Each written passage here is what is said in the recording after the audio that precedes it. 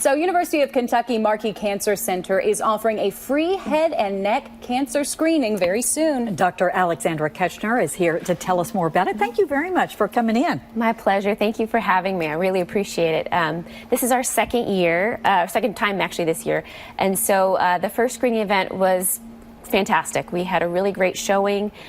We actually had several follow-up appointments from the screening event, so it really does go to show you that there is a really good use to having these events in place. Yeah. So we're really excited to get our next one going with maybe some, Halloween themes. Oh, I like that. I like it too. And yes. From what I understand, Kentucky is really in need of these kinds of events because statistics aren't good here in Kentucky when it comes to cancer. Unfortunately, we are number one in cancer incidence and death, and particularly in head and neck cancer. So it's not an award I'm really excited for us to have.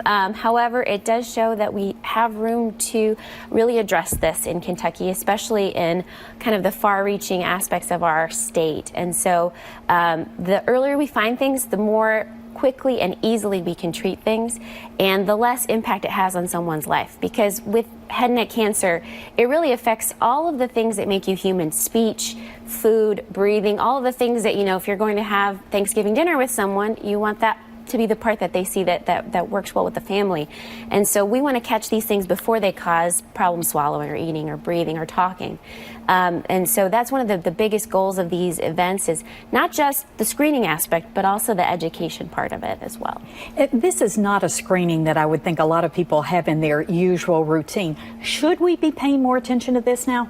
I'm a very big advocate for it, because a lot of physicians don't even think about that, particularly in the younger patient population that doesn't smoke. So the main risk factors for head and neck cancer are smoking, sun damage, prior radiation exposure. But the biggest one that we're seeing over the last 25 years has actually been the human papillomavirus. And that's one that really has no predilection for one person or another. It's kind of like the common cold. If you haven't had it, you're going to get it. And so the only prevention we have right now is vaccination.